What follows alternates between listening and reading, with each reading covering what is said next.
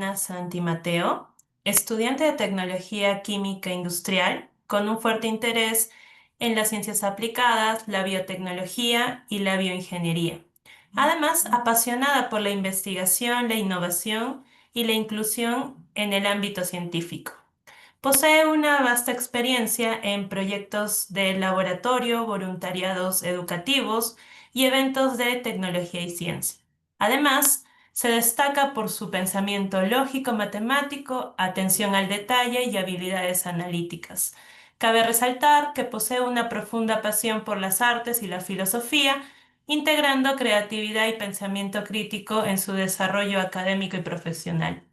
Actualmente desarrolla proyectos alineados con los Objetivos de Desarrollo Sostenible, explorando cómo puede contribuir a un futuro más sostenible. El día de hoy nos presenta la ponencia titulada Fármacos basados en ADN, edición genética como terapia médica. Querida Ana, la sala es toda tuya. Muchas gracias a la presentadora. Principalmente me gustaría agradecer a los coordinadores de IBGM por darme este espacio y agradecer a todas las personas que se encuentran presentes. Bien, para facilidades de la ponencia, me gustaría aclarar que este es un tema que ya lleva un poquito de tiempo. Sin embargo, tengo bastante interés y me gustaría compartirlos con ustedes el día de hoy, por lo que estoy usando bastantes ejemplos y analogías. No tengo problemas si me llegan a interrumpir, pero tengo entendido que todas las preguntas son al final. Así que no sientan como pena o miedo de preguntar. ¿Ok? Bien, con eso listo. Bien, imaginemos el siguiente panorama. Usted se ha dado cuenta, se ha enterado de que alguno de sus familiares posee una enfermedad genética, es decir, no se puede borrar. Ya vino así de nacimiento y comienza a ver bastantes limitantes en su día a día. No existen como alternativas seguras y aún está todo en investigaciones y peor aún, su caso es raro, es decir, limita aún más las condiciones en las que puede haber una solución. ¿Qué haría si supiera que pudiera haber una alternativa para corregir esta enfermedad de raíz? Es decir, ni siquiera tratar los síntomas, sino directamente atacar este problema. Esta pregunta es la que se hace la implementación de edición genética y fármacos de ADN.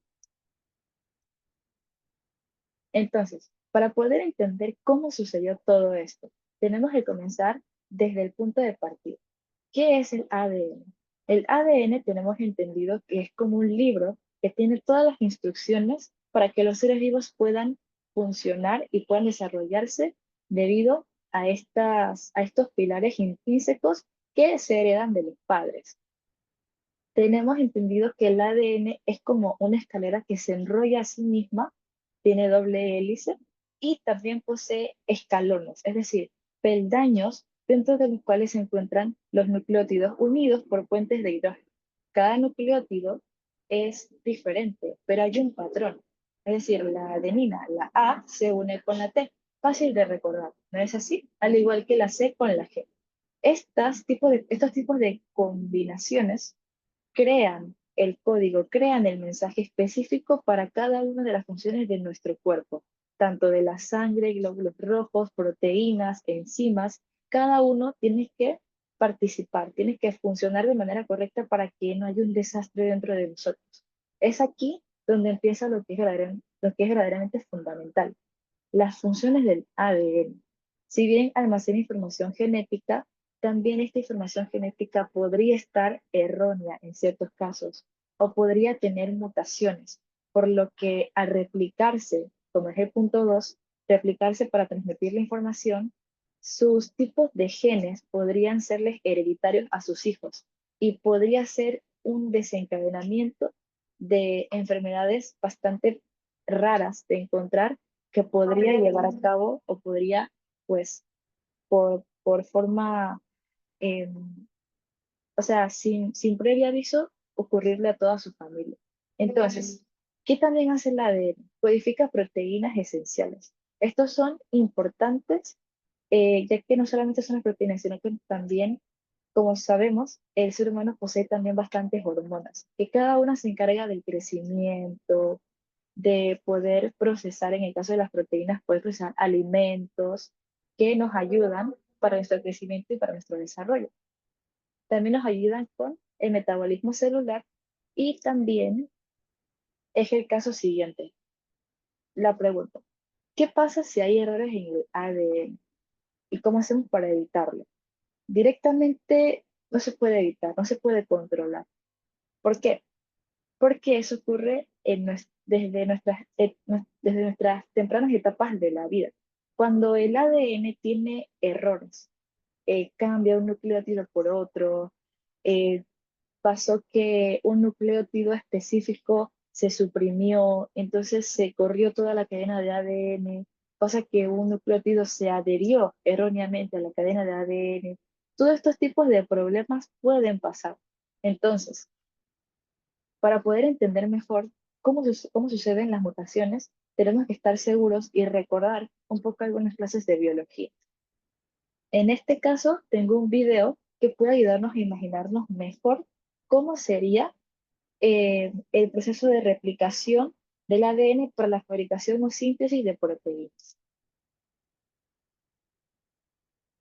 Bien, de pasar de ADN a proteína. Actualmente estamos viendo una célula. En la célula posee diferentes organelos, dentro del cual sobresale el núcleo.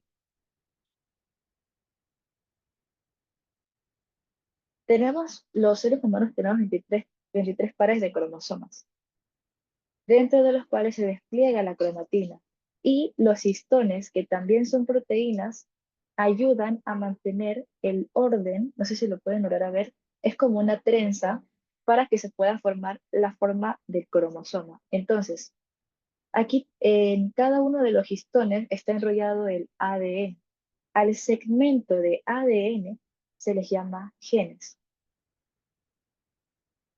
Como podemos notar, hay un patrón. El color rojo se une con el color verde y el amarillo con el azul. Aquí es donde entra el ARN polimerasa, el cual desenrolla el ADN y crea como una horquilla que se abre. Entonces, este tipo de complemento, es decir, el complemento del código en ese mismo orden, se crea dentro del ribosoma. Entonces, el ribosoma hace un primer que vendría siendo como el primer ejemplo del complemento que tiene la primera cadena. Luego, al tener ese complemento que vendría siendo una copia del original, a ese proceso se le llama transcripción. Entonces, antes de que el ARN mensajero llegue a salir del núcleo, primero tiene que ser procesado. Es decir, tienen que cortarse algunas partes y tienen que como adjuntarse, tienen que pegarse, ciertas para que puedan salir del núcleo. Una vez sale del núcleo, empieza el proceso del ARN ribosomal. Las ribosomas son como los herreros de las proteínas.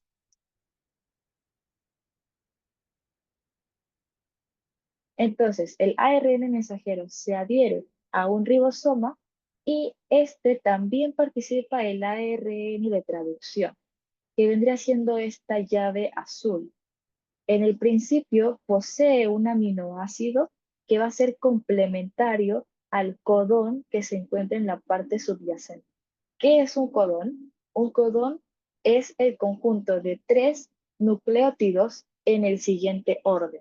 Es decir, puede ser una T, una A, una G, puede ser una G, una A, una T, o sea, puede ser cualquier tipo de combinación, pero va a ser en paquete de tres. Es decir, por cada aminoácido que se encuentra presente con el ARN de transferencia, este aminoácido va a traducir, el ARN de transferencia va a traducir esa información de tres nucleótidos a un aminoácido.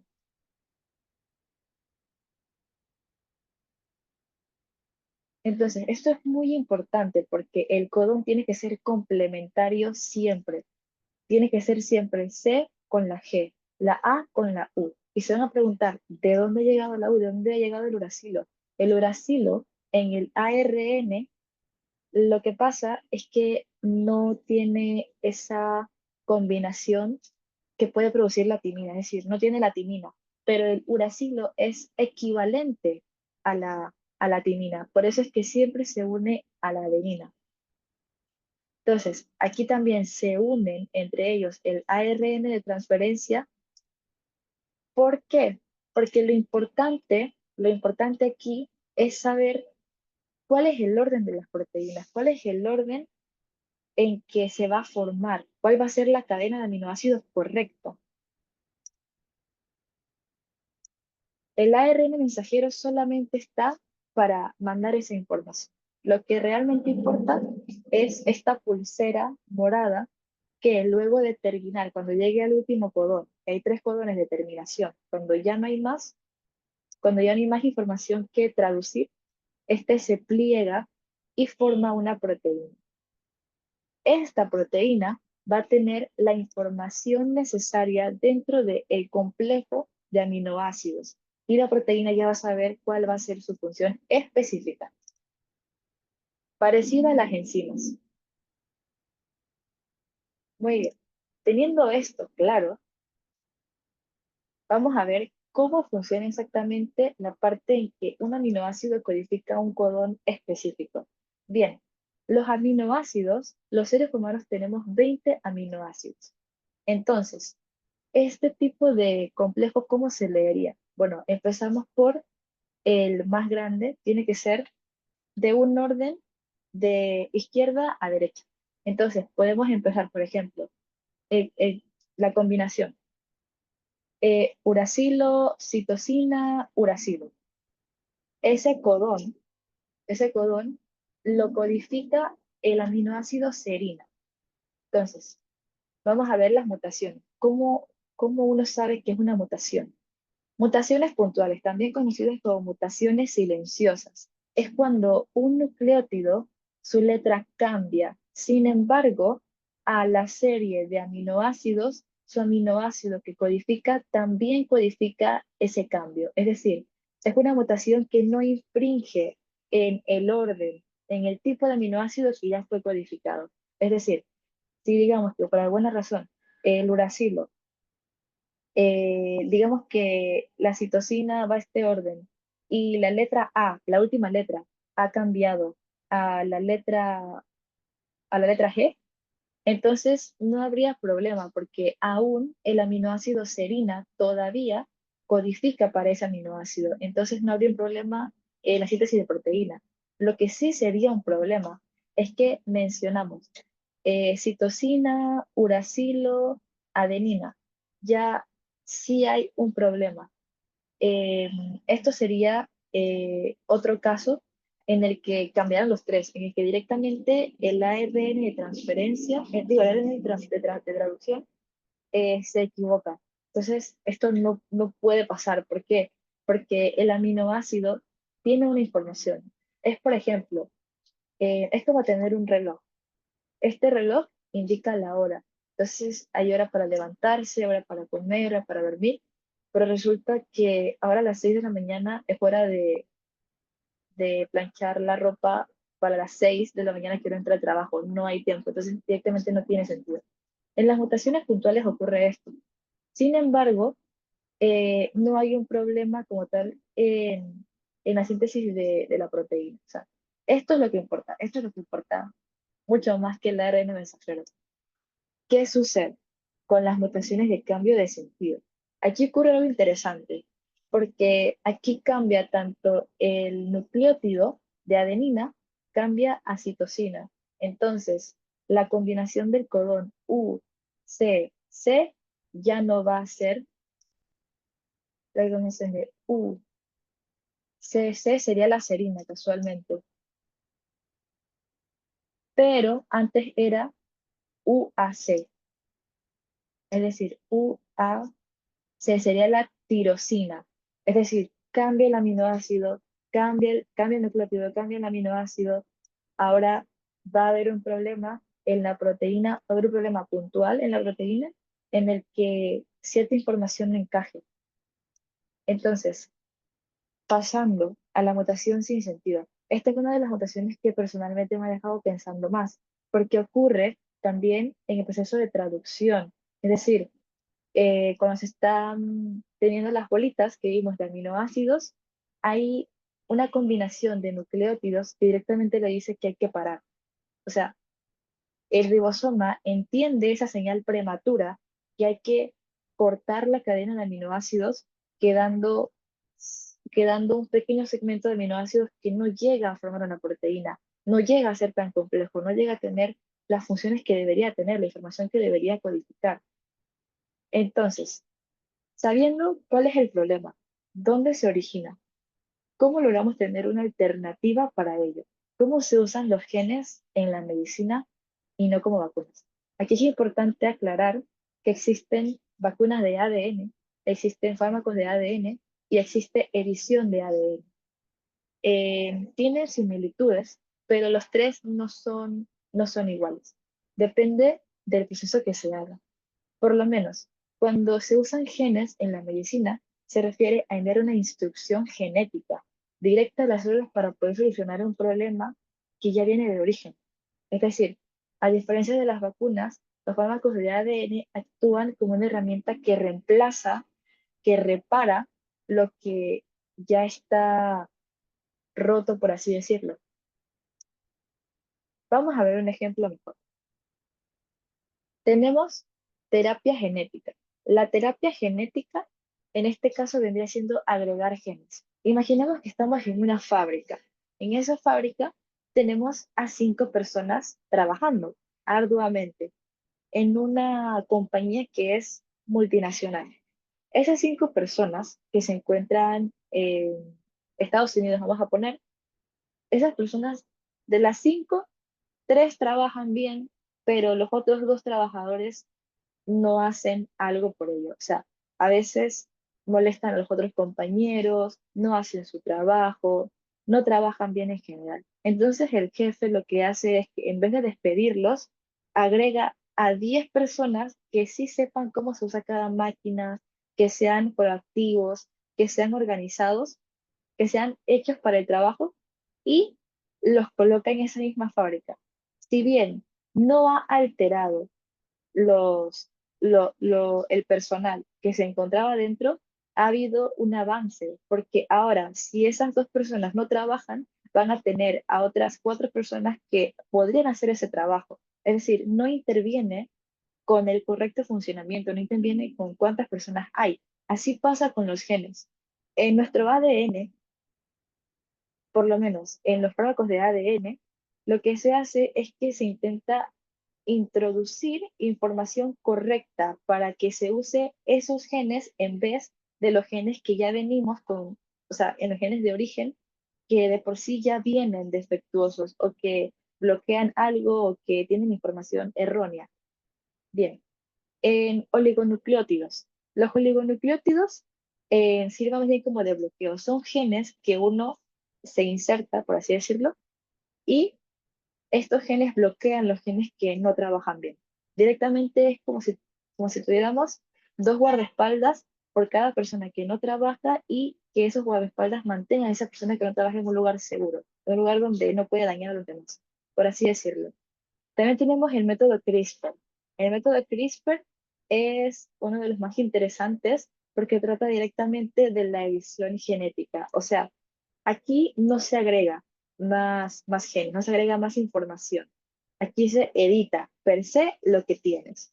Es decir, vendría siendo como tener un libro muy importante de un autor, y darse cuenta que hay un error, hay muchos errores ortográficos o hay un error ortográfico en 500 páginas del libro. Imaginemos que cada página solamente está escrita por la primera cara y la segunda cara no.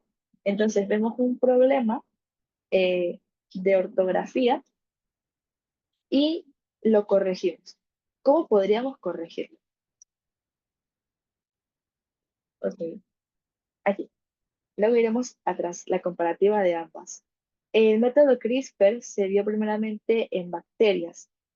¿Cómo se defendían las bacterias de algún otro virus, de algún otro agente patógeno? Bueno, eso se preguntan los científicos y se dieron cuenta de que cuando una bacteria es atacada por un agente externo, ella tenía la inusualidad de tomar cierta parte del material genético de los virus y lo adjudicaba a su propio ADN. Esto vendría siendo equivalente a que usted tome su teléfono y le tome foto a cosas importantes, como agua para supervivencia, el GPS, todo eso, entonces usted lo guarda en su memoria con su teléfono. Así, la bacteria, cuando se encuentre con algún otro agente que la quiere matar, quiere estallar, quiere multiplicar su virus en ella ya lo reconoce más rápido y ya sabe cómo protegerse. Entonces, el método CRISPR viene de diferentes patrones que no eran propios de el ADN de esa bacteria. Es decir, tenemos un patrón, un pequeño gen de virus, luego un espacio, ADN de la célula, de la célula de la bacteria, luego otro pequeño gen de ese mismo virus. Entonces, ese tipo de complejo se le llamó CRISPR. Entonces, ¿cómo podemos utilizar esa técnica de que hacen las bacterias a nosotros los humanos?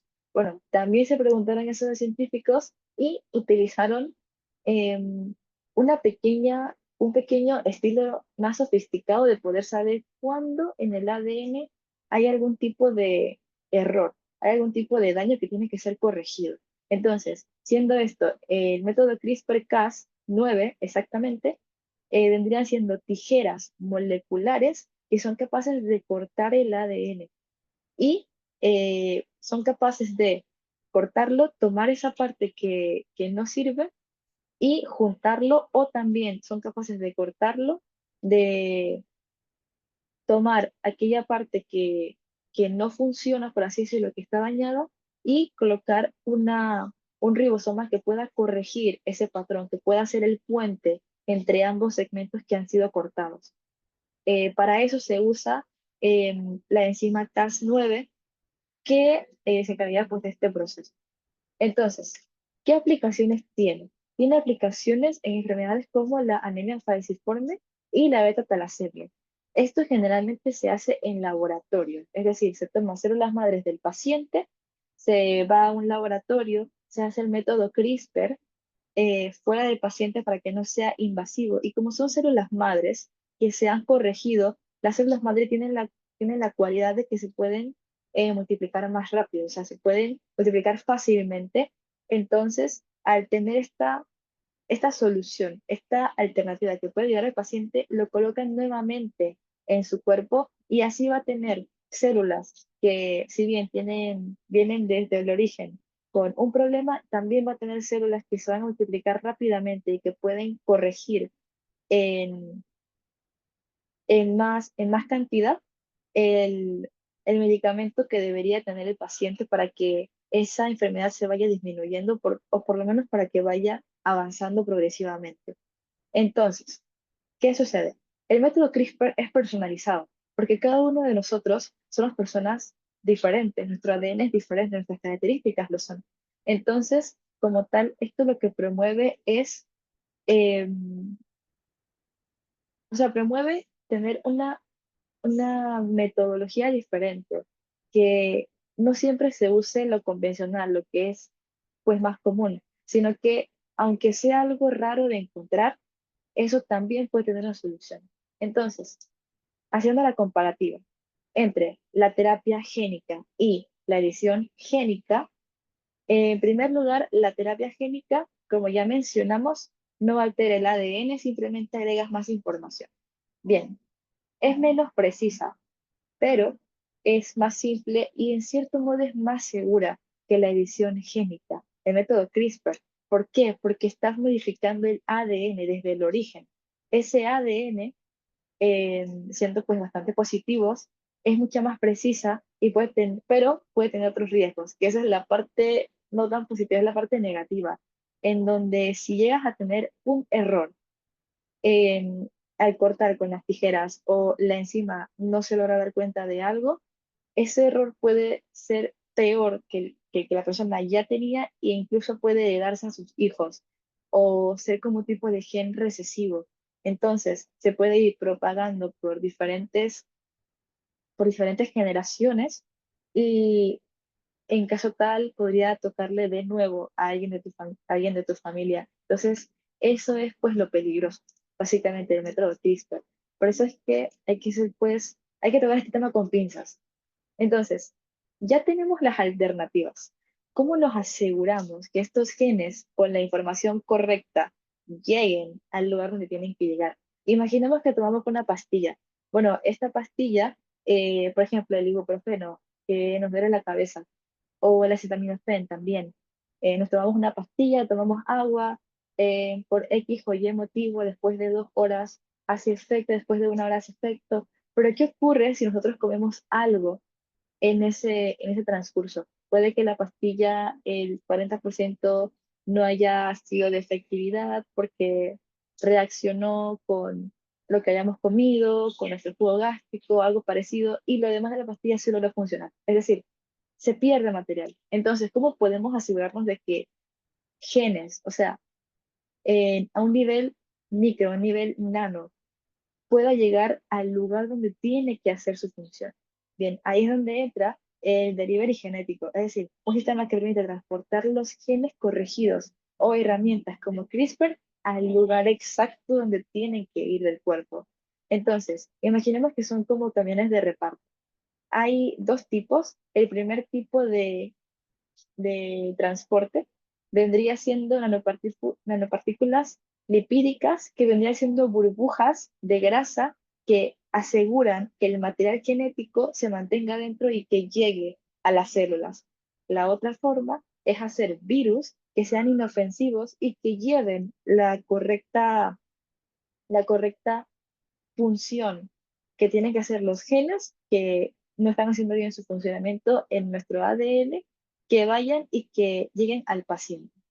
Entonces, también hay otra técnica que es un poco más difícil, más invasiva, que es in vivo, es decir, que se logra editar los genes dentro del cuerpo del paciente. Entonces, ¿qué tipo de casos reales ya están documentados? Podemos mencionar el ejemplo del caso de Javier y el síndrome Kiss-Cox-Aldrich, en donde Javier es un niño español con una enfermedad genética que debilita su sistema inmunológico y provoca hemorragias. Fue tratado en 2025 con terapia génica, es decir, con la terapia que es un poco menos invasiva, que es un poco más segura, y lograron usar sus células madres y virus modificados para insertar una copia sana del gen defectuoso. Desde entonces su salud ha mejorado considerablemente. En el caso 2, Larae y la nena falciforme, Chris y Casgevin. Larae era una mujer estadounidense con anemia falciforme que fue tratada con Chris en un ensayo clínico. Activaron sus células con un gen que produce hemoglobina fetal porque tenía que repasar la que estaba defectuosa y el tratamiento eliminó las crisis de dolor y los problemas que pues tenía. En Casgevy vendría siendo el nombre comercial que utiliza procesos de CRISPR, al igual que el Lufgenia, que vendría siendo la parte comercial o que tiene ciertos, o sea, que es como, básicamente usa principios de vectores virales para esto mismo, lo que mencionábamos hace poco, como el delivery genético. Entonces, en el caso 3 tenemos KJ y la edición genética personalizada en vivo. Este personalmente fue un caso que no lo podía creer la primera vez que lo vi. KJ era un bebé con una enfermedad hepática mortal. Fue el primer paciente en hacer este tipo de método CRISPR de edición genética, editaron su ADN en vivo en su propio cuerpo y utilizaron también nanopartículas. En solo 3 dosis, gracias a Dios, pudieron corregir el error genético y su salud empezó a mejorar considerablemente. También han habido otros casos, em, pero es importante resaltar que si bien esta tecnología lleva algo de tiempo todavía, es bastante delicada y no podríamos asegurar el correcto funcionamiento. Por ejemplo, en, lo podríamos certificar si, pero como, o sea, como mencioné, el método CRISPR es personalizado. Puede que a una persona le haya salido bastante bien, pero puede que a otra persona tenga un poco más de complejidad, o sea, su problema sea un poco más diferente a las que ya se hayan hecho antes. Por eso es como importante ser precavidos en todo este tema, en las ciencias más. Entonces, ¿qué aplicaciones o qué ventajas tiene la aplicación CRISPR? Ok, hablando, primero hablemos de agricultura. En la agricultura, se utiliza para que los frutos no crezcan con pesticidas, para que tengan un mejor desarrollo en su ambiente, para que haya más, para multiplicarlos, para que las plagas no, no ataquen o para ser más resistentes a esos frutos y que puedan pues tener eh, o sea, como ejemplos provechosos para nosotros, que los vamos a consumir. Ahora también, en la parte de medicina, como ya he mencionado, permite corregir mutaciones genéticas responsables de enfermedades, anemia falciforme, distrofia muscular, beta-talasemia, fibrosis quística, algunos tipos de cáncer.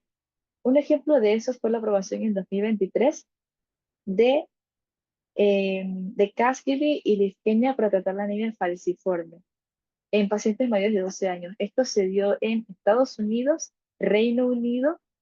eh, en Japón aún se está aprobando este tipo de procedimientos. Sin embargo, es importante resaltar de que por lo menos en algunos países se acepta, pero con ciertas restricciones clínicas. Desventajas.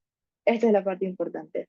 Si bien el método CRISPR tiene muchas ventajas, también presenta importantes desventajas y desafíos. Uno de los principales es que básicamente todo lo que tenemos de ciencias se puede usar en una parte buena, pero también tenemos que preguntarnos para quién es este tipo de tratamientos, con qué fines, por qué ese tipo de tratamientos, todo eso porque puede ser usado de una forma no tan ética. O sea, dependería mucho de, de ese entonces. Es decir, tenemos que cuestionarnos nuestro tipo de ética y tenemos que cuestionarnos qué tipo de principios tenemos con las ciencias, porque luego pueden haber casos en el que se intente pues desinformar como bebés a la carta, mutaciones en humanos para que sean más resistentes a algo. Entonces, es muy importante tener esto en cuenta, además de los contextos sociales y contextos económicos. Al ser al ser una metodología que es bastante peligrosa en cierto sentido si no se tiene el cuidado, es muy costosa. Entonces, no todas las personas van a tener pues em, la oportunidad de poder someterse a uno de estos procedimientos, ya sea por X o Y motivo o por la situación social o económica. Entonces, es importante tener eso en cuenta. También, mi conclusión. Personalmente estoy muy, muy anonadada, estoy muy feliz de que exista este tipo de tratamientos en la medicina. Sin embargo, como mencioné antes, es importante no preguntarnos lo que la ciencia puede hacer, sino cómo lo hace, para quién lo hace, qué tipo de enfermedades puede tratar, qué tipo de enfermedades, para quién se podría someter a este tipo de cosas. Porque si bien es algo nuevo, en cierto sentido, hace poco se ha estado utilizando específicamente, desde el 2020 se han estado haciendo apenas ensayos clínicos, como fue el caso del ARAE. No era algo 100% que se podía utilizar con todas las personas, no, o sea, son casos en los que no queda lastimosamente alguna otra opción y se intenta pues ver si es posible. Entonces, la parte económica. Si de por sí es difícil poder asegurar una efectividad del 80%, más lo va a ser el tipo de costo que tiene todo esto. Entonces, no solamente estamos hablando de enfermedades, estamos hablando de una vida humana. Entonces es importante siempre recordar de que las ciencias están hechas para unir y no para dividir. Entonces, con todo esto claro, aquí les he dejado un pequeño apéndice en donde pueden ver ciertas palabras que intenté usar, pero no tanto porque el punto de esta charla era tratar de exponer algo que se está dando en la medicina y que si bien puede ser bastante innovadora, también hay que ser precavidos con ello. Entonces, quiero saber si tienen algún tipo de pregunta. Sí, Ana. En el chat tenemos, creo, una pregunta. Eh, a ver, la leemos. ¿Se sabe en la actualidad ese estado de los bebés del caso del científico chino He Jiaqiu? Ahora ellas deben tener más de 5 años. ¿Se sabe qué tan exitoso fue esa terapia? ¿Hay algo oficial? Nos pregunta Edgar.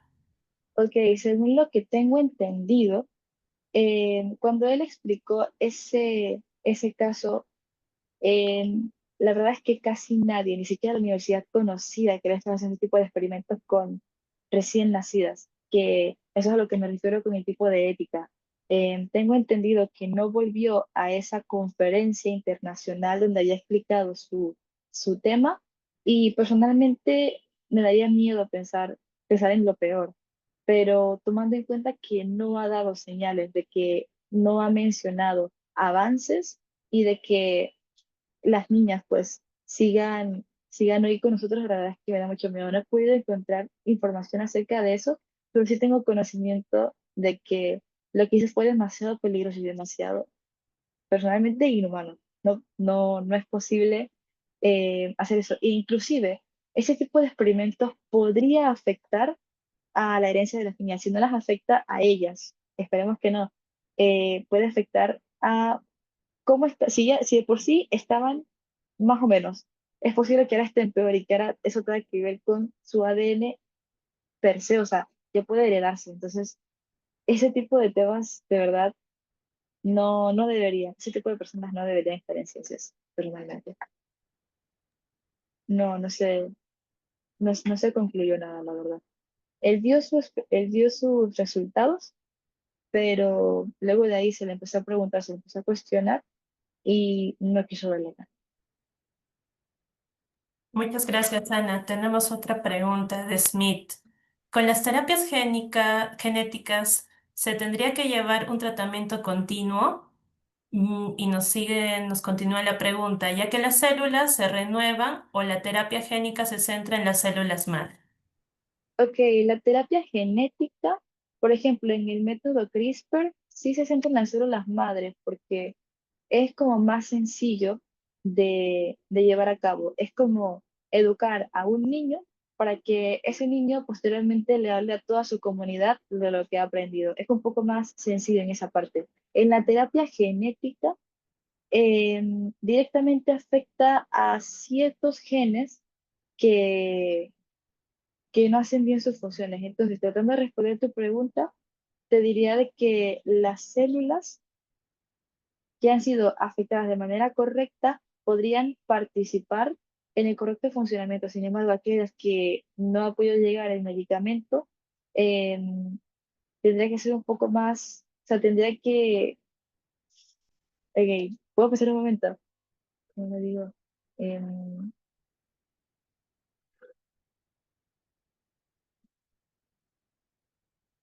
ok, si las células se renuevan continuamente, entonces tomando en cuenta que las células correctamente más que el material genético que se tiene que replicar, porque continuamente estamos creciendo, te diría que en cierta parte sí no necesitarías otra dosis, porque ya de por sí ya tienes la que, o sea, ya tienes como la corrección, ya tienes esa información dentro de ti. Ya ciertas células saben cómo tratarlos. Y aunque las otras todavía no saben cómo se lleva a cabo, es importante pues mencionar de que estas se pueden renovar y pueden seguir. Entonces, bueno, eso es lo que tengo entendido según lo que investigué.